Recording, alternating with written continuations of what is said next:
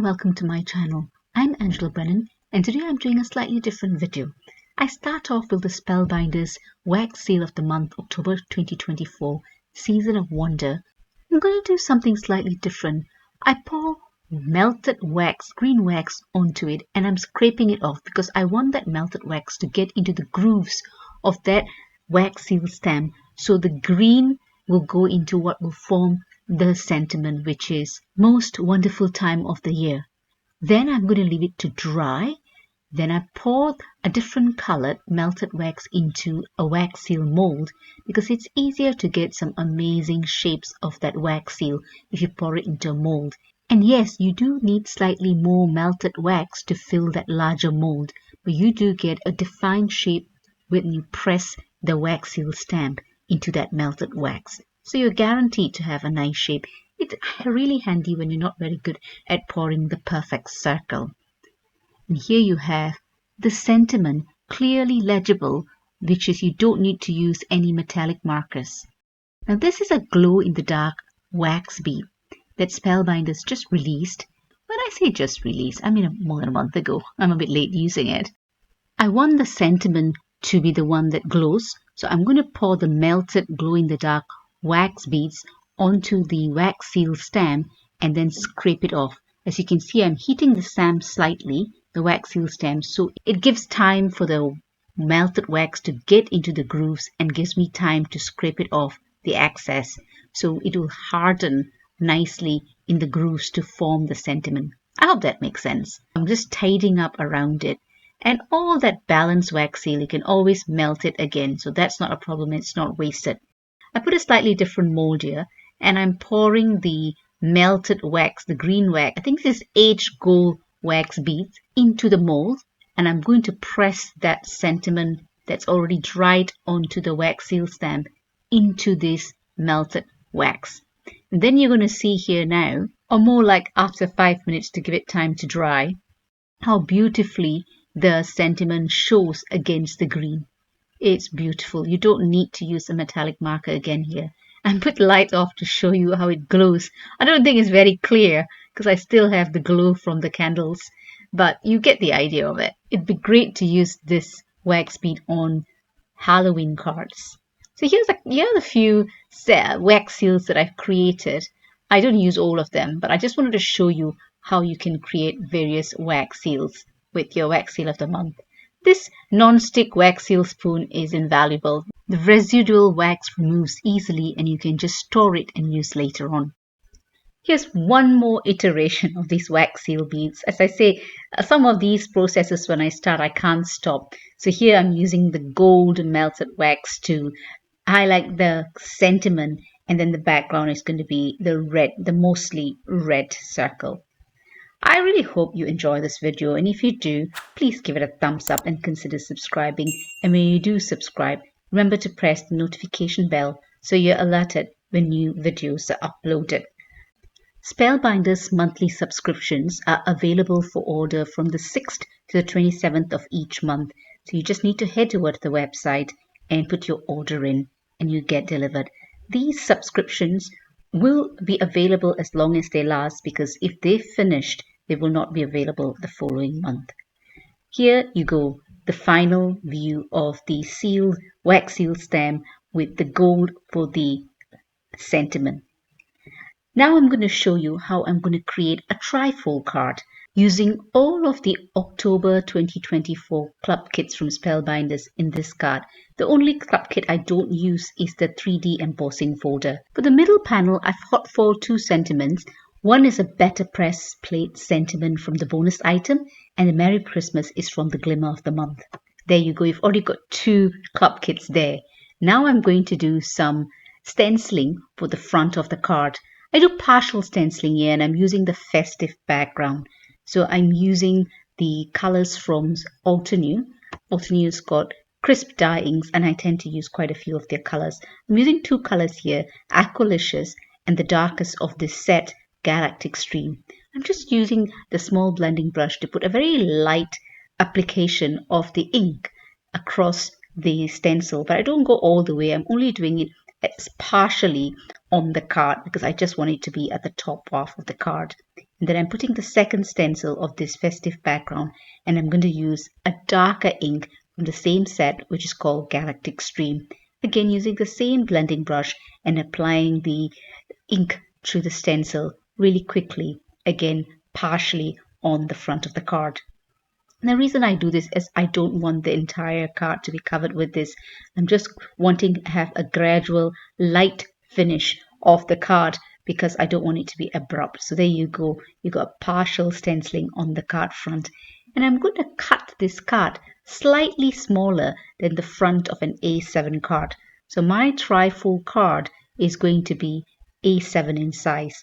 I'm using the waffle flower set of A7 layers die. So I cut a layer that is slightly smaller, and I'm going to do some heat embossing. So these are the three elements, two of them from the large die of the month and the wax seal of the month.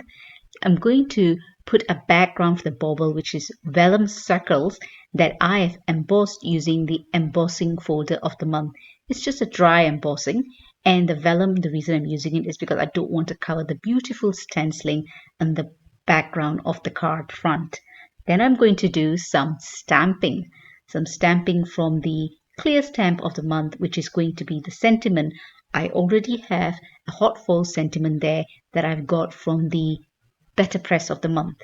So I directly stamp onto the card front using my Misty, because when I want to do stamping, especially when I've already done quite a lot of the stenciling, I don't want to make a mistake.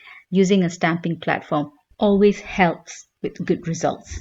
I position the stamp on the card and pick up the stamp on the stamping platform door before I treat the card with some anti-static powder to avoid stray embossing powder.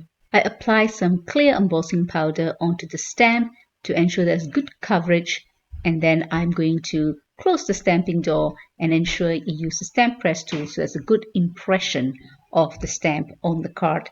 Sprinkle it with some super fine gold embossing powder and remove any stray embossing powder with a dry paintbrush. Despite the anti-static powder, sometimes you still do get stray embossing powder. Remove it with a dry paintbrush and use a heat tool to melt the embossing powder. Because the embossing powder is so fine, always start from the back of the card and then go onto the front to melt the embossing powder. These little toppers for the baubles comes from the Festive Ornaments die set. I just attached them to the vellum, the bauble base, if you like, which is the embossed vellum for all three. And then I'm going to use some dimensional tape to attach each of those toppers onto the bauble. So for the wax seal, I use the circular adhesive seal that comes from Spellbinders, and I just attach them all, and I'm going to put them onto the card front. I attach them again with some further dimensional tape. This dimensional tape is only 1 millimeter, so it's very, very thin in its thickness, if you like. It's not very thick, so it doesn't give too much of a bulk to the card. And I'm going to attach them before I put some metallic thread through the top of the bauble and attach it to the back of the card panel. I just like the metallic thread showing the fact that the baubles are hanging from the top of the card. I just think it adds a little bit of extra elegance to the card. So I do that to all three of the ornaments.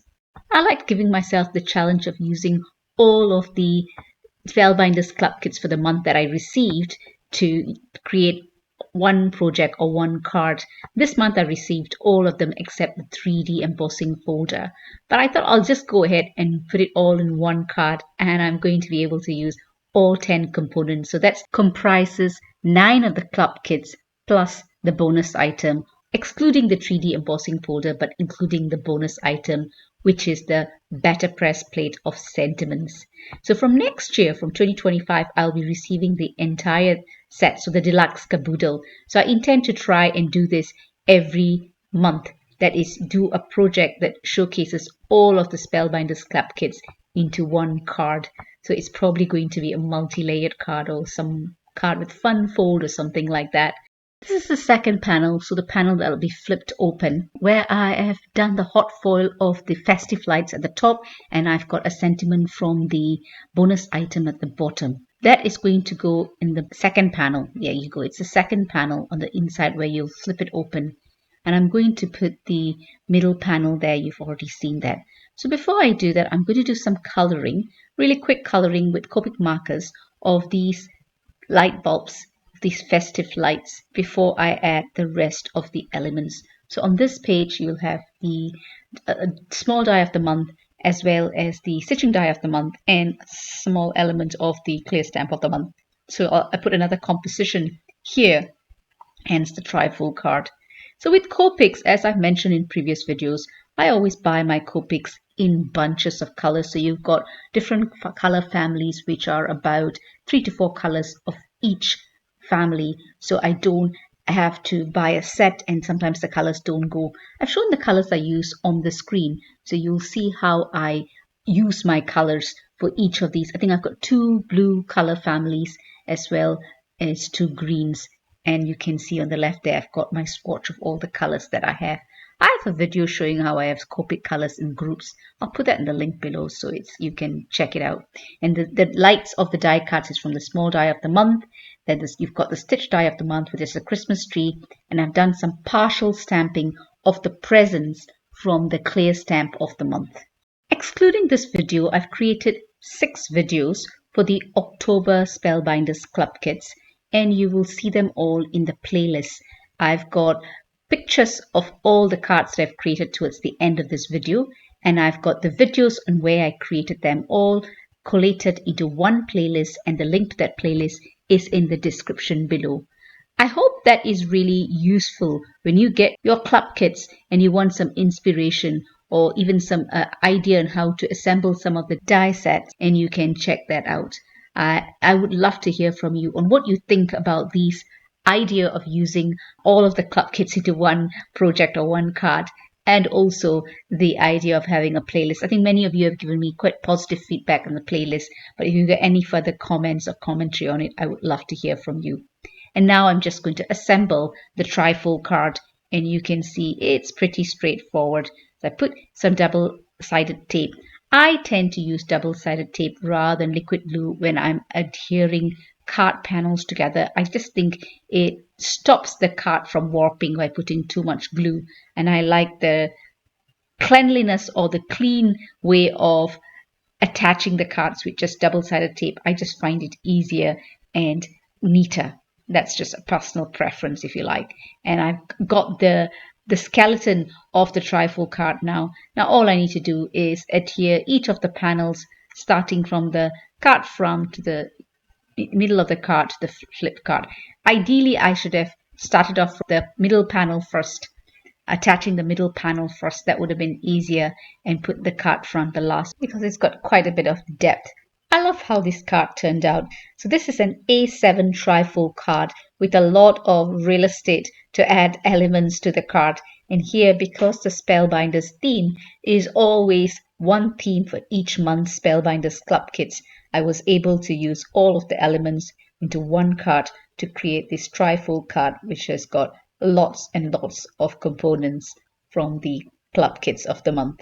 Also lots of space in the middle panel to write your message despite having a sentiment as well. Lots of double-sided tape used to attach all of these panels on the 3 sides of the card. I do order or replenish my double-sided tape stock every quarter, so I don't run short. Just like my liquid glue, I like to buy a large refill bottle so I can fill in the smaller bottles that I have of my art glitter glue. And here's the card completed, sans the gems, which I will add shortly. Do check the description below for the products I've used in the creation of this card. And here is the view of the glow-in-the-dark wax seal. Now for another card that I created, very similar to the second panel in the trifold card, but here I'm going to keep it really simple and add a wax seal to the bottom. I did not color the hot foiled festive lights, but added the same small die of the month string lights, but this time I used some variations of red glitter card, and I've got some foliage here which I've die cut, and I'm going to put it halfway around the seal, the wax seal, just to give it a little bit of a cushion, a foliage cushion. If you want to do many Christmas cards and you've got a whole load of wax seals you want to do, you can use small square cards like 4x4-inch cards and just put the foliage with the wax seal in the middle, and that could be your card. So that's probably a large production you could do. So I place a circle card on top of the foliage so that I've got a flat base to place the wax seal that I've created earlier on. And here I attached a panel onto an A7 base card. I've backed the panel with some foam sheets so it gives it some dimension when it's attached that card front. There you go, a simple card, pretty much the same as the second panel from the card earlier, but I finished it differently and you've got another card. These are the types of cards that you can mass produce quite easily. And here's the completed trifold card. I did add a couple of gems to the card front and didn't want to add any inside for fear of adding further bulk to the card, and this card here as well. I've got all the other cards that I've created in the 6 videos using the October 2024 Spellbinders Club Kits. So you see pictures of all the cards here, close-up pictures, but you will be able to view the videos on how I created the cards by checking out the videos in the playlist that's got the link in the description below. Thank you so much for stopping by. If you enjoyed the video, please give it a thumbs up and consider subscribing. And when you do subscribe, remember to press that notification bell so you're alerted when new videos are uploaded. I do appreciate you staying till the end of this video and would really love to hear from you on what you think of the concept of a playlist as well as my challenge that I've given myself to create a project or a card that uses all of the Spellbinders Club Kits that I receive in one card or project. It's just to give you an idea on how to use this. And I do have so many more ideas on how to use this Club Kits, but there's only so long a video can go. I will be continuing with Spellbinders Club Kit videos every month, way into 2025, where we'll get the full set of the deluxe caboodle, and I'll be showcasing all my ideas and tutorials with these. In the meantime, when you get your Club Kits or when you're crafting, have a great time, enjoy, and I'll catch you at my next video. Do take care.